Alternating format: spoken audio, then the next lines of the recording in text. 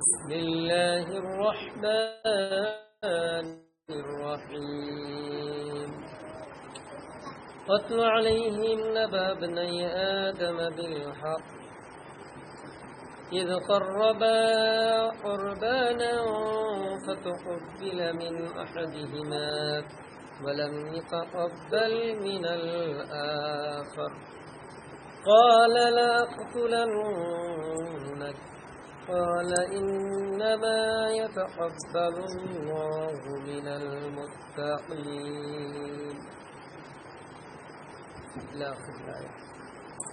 আমরা সূরা মাইদার 27 নম্বর আয়াত থেকে 31 নম্বর আয়াত মোট 5টা আয়াত নিয়ে আলোচনা করব। এই আয়াতগুলো কুরবানির ইতিহাস, পৃথিবীর ইতিহাসে প্রথম কুরবানি নিয়ে আলোচনা করা হয়েছে। আল্লাহ তাআলা বলেন, অতলু, হে নবী আপনি পাঠ করুন,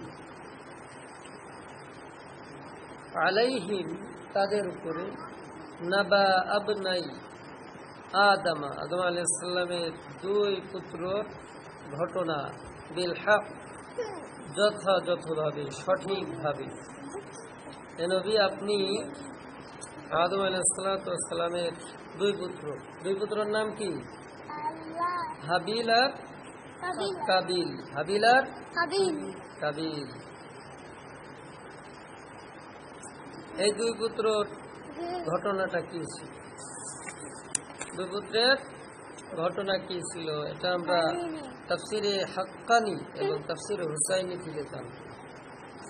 দুই পুত্রের ঘটনা হলো, আদম আলাইহিস সালামের ওই যুগে আর মানুষ ছিল না, ছিল নাকি? প্রথম মানুষ পৃথিবীর ইতিহাসে প্রথম মানুষ কে? এবং হাওয়া আলাইহিস সালাম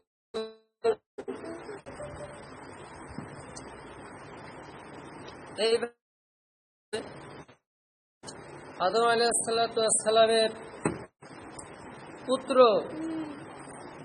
এই দুইজন যখন প্রাপ্তবয়স্ক হয়, বিবাহের বয়স উন্নীত হন, তখন আল্লাহ তাআলার আদেশে আদম আলাইহিস সালাম হাবিলের সাথে যে কন্যা সন্তান জন্মগ্রহণ করেন তাকে কাবিলের সাথে, এবং কথা কি বুঝতে পারছো তোমরা? এবং কাবিলের সাথে যে কন্যা সন্তান জন্মগ্রহণ করেন তাকে হাবিলের সাথে। যে কন্যা সন্তানটি কাবিলের সাথে জন্মগ্রহণ করে তার নাম ছিল আকলিমা, সে একটু বেশি সুন্দরী ছিল। আর হাবিলের সাথে যে কন্যা সন্তানটি জন্মগ্রহণ করেন তার নাম হলো লিওয়াজা। তার নাম কি? লিওয়াজা। তো লিওয়াজা তত সুন্দরী ছিল না। তো কাবিলকে যখন বলা হলো যে আল্লাহ তাআলার বিধানে এরকম এক জোড়ার কন্যা আর একজন জোড়ার পুত্রের সাথে বিবাহ দিতে হবে, তখন কাবিল এটা মেনে নেয় না। সে বলে কি যে আপনি হাবিলের প্রতি বেশি কি ভালোবাসা দেখাচ্ছেন। মূলত আদম আলাইহিস সালাম আল্লাহর হুকুম পালন করছিলেন। কার হুকুম? কার হুকুম পালন করছিলেন?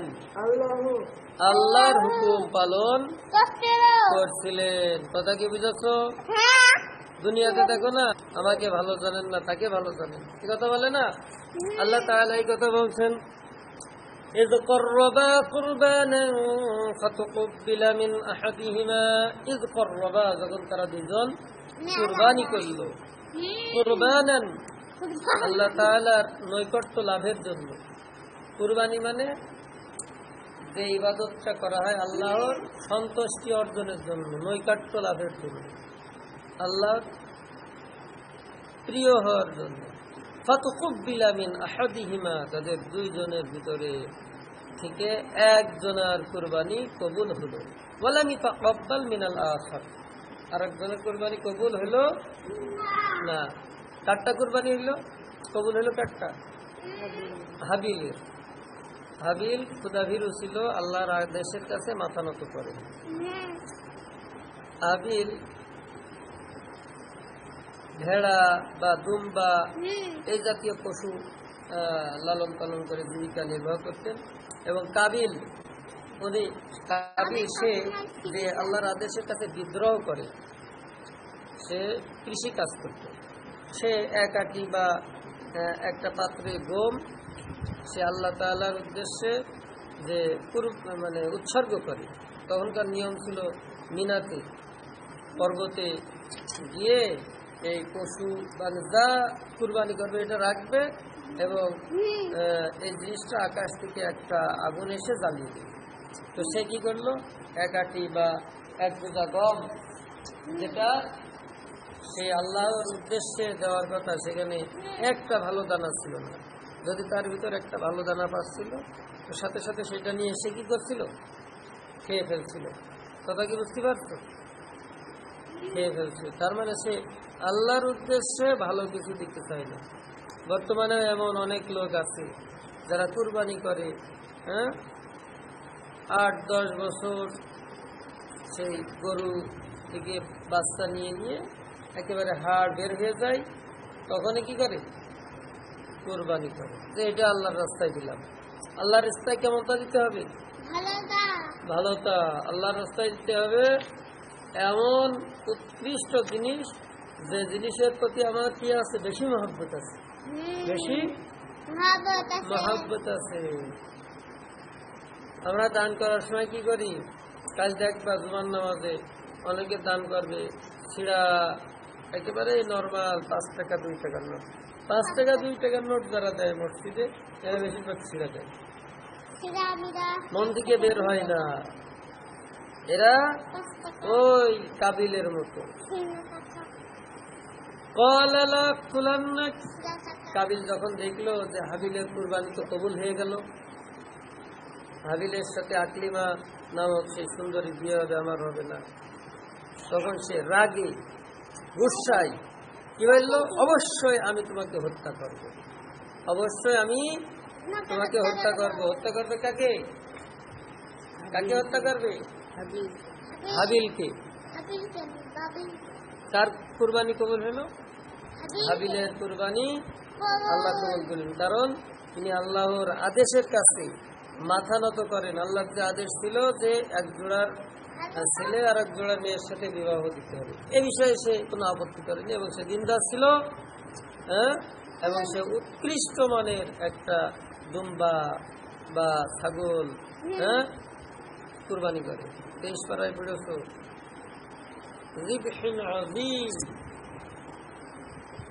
সূরা সাফফাতে ওই যে ইসমাঈল আলাইহিস সালাতু ওয়াস সালামের সময় আকাশ থেকে যে দুম্বা বা পশু যেটা কুরবানি হয়ে যায়, এই পশুটাই তাফসীরে আসছে হাবিলের উৎসর্গ করা সেই পশু।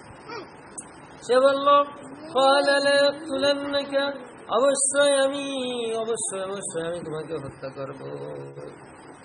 তখন হাবিল কি বলল, قال إنما يتقبل الله من المتقين, নিশ্চয় আল্লাহ তাআলা মুত্তাকি যারা তাদের থেকে নেক আমল কবুল করে থাকে। মুত্তাকি কারা, যারা আল্লাহ তাআলার নিষিদ্ধ কাজ থেকে বিরত থাকে। আল্লাহ তাআলা যে বিষয় নিষিদ্ধ করেছেন, রাসূল সাল্লাল্লাহু আলাইহি ওয়াসাল্লাম যে বিষয় নিষেধ করেছেন, এ ধরনের নিষিদ্ধ কাজ থেকে বিরত থাকে যে, সে হলো মুত্তাকি। আমরা থাকি তো, কি ব্যাপার, আমরা থাকি সব ঘুমাই গেলে থাকি, আমরা মোড়ে বাজারে যেখানে হোক সুযোগ পেলে